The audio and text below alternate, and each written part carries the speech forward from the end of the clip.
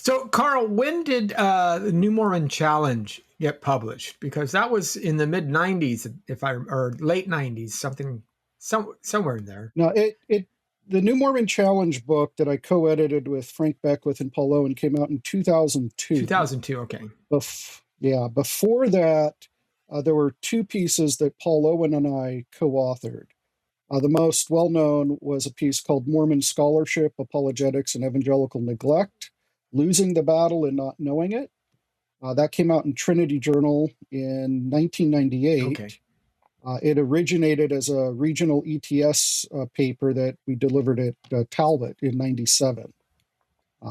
So you've been working on this. Is kind of the impetus of your academic careers, or the kind of the seeds where you started is this kind of idea of seriously looking at Mormon theology and philosophy and trying to really give it a proper response. Yeah, I think that's fair. I cut my teeth on Mormonism. So that paper that Paul Owen and I wrote in Trinity Journal, that began after Paul and I, we were good friends in college, we're in seminary together, and we were noticing that there are Mormon scholars publishing interesting defenses of their faith, people who are well qualified with doctorates from good universities in relevant disciplines, who were doing creative things, but on the side of, when you look at what evangelicals, Roman Catholics, other traditional Christians are writing to critique LDS thought, they weren't engaging in any of that literature. Right. And so there was a kind of an apologetic of expose and denunciation, where you look at all the historical problems with Joseph Smith's claims, or moral issues with regard to polygamy, or scandalous events like the Mountain Meadows Massacre. And you use that as a kind of disproof of Mormonism by its fruits or something. A lot of the theological critique was in the form of lists. Like there were some famous tracts going around in the 1980s and 90s where you would have a long list of things that in a very simplistic way would say things like, God, the Bible says, Mormonism says, and just goes down the list, and it's almost like a laundry list of doctrines. And you had books that effectively expanded or elaborated on that. But what you didn't have was much that, one, engaged thoughtful Latter-day Saints who are defending their faith and trying to understand its theology from the inside. So you got a lot of caricatures of Mormon doctrine floating around. But then also on the traditional Christian side, very few works that were even attempting to understand the internal logic and coherence of Mormonism.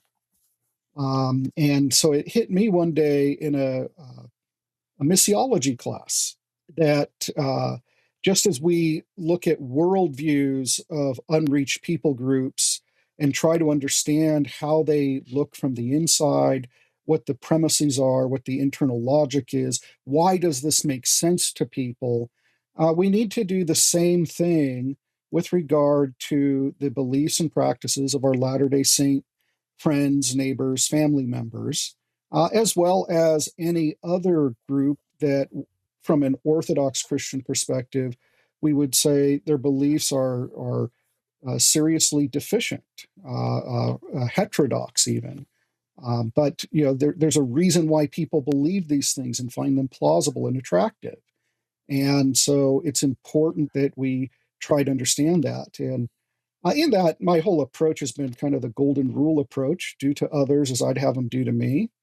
Right? I'd want the critic of traditional Christianity to read our best thinkers, our best scholars, to interact with them fairly, to try to actually understand our beliefs and not quickly move into the mode of mocking, caricaturing, or denouncing. And so I've tried very hard to be a good neighbor to my LDS friends so that they can look at what I write and say, okay, you've got that right. Now, what do I do with the problems that you've raised? Yeah, that's good. And just in virtue of reading the two articles that you share with us, I mean, you really can see the care that you took in, um, looking at some of the best of the Mormon philosophical theologians, their academic work, trying to understand it, trying to engage it, and then offering some responses as well, to Mhm. problems that emerge within their own system.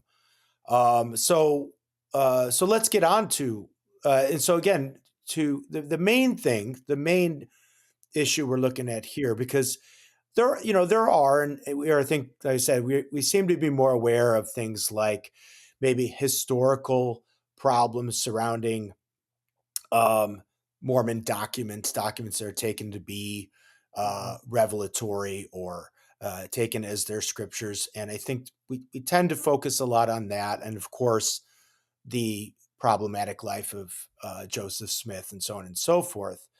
Um, but these just what is Mormon theology, and what is how are Mormon theologians thinking through their doctrines in an Mhm. analogous way to Christians thinking through our doctrines of the faith, right?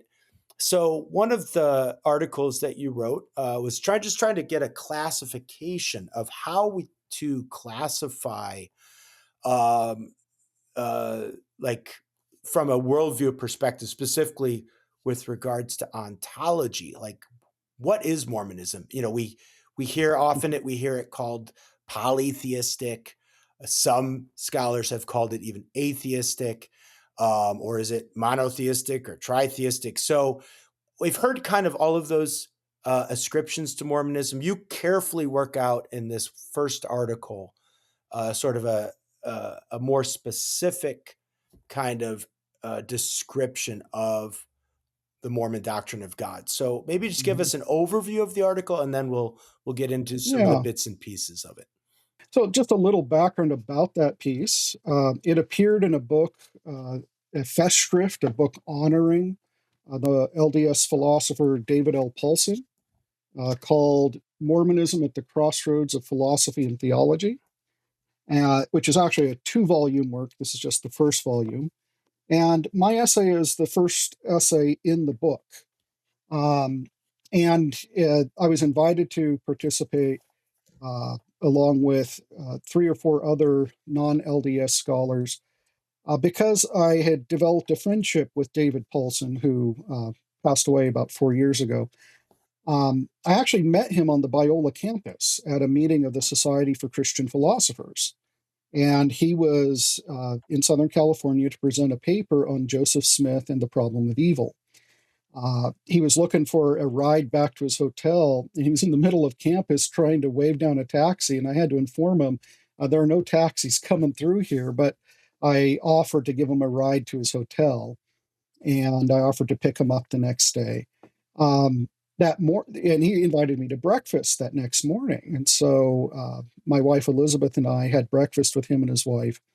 And we had an interesting time because uh, at one point during the breakfast, he starts discussing a paper that he had been reading to his wife in bed.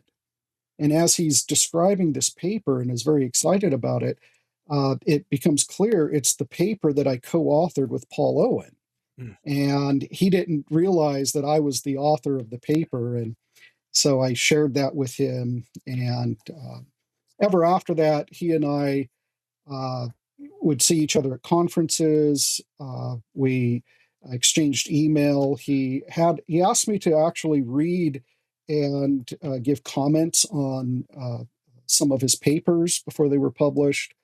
Um, so we had developed a kind of friendship, and one of the things about the dynamic there was that we were both firmly committed to our beliefs, and we both saw problems with the other person's beliefs, but we could engage in conversation and dialogue about them, friendly argument about them in a way that we respected one another.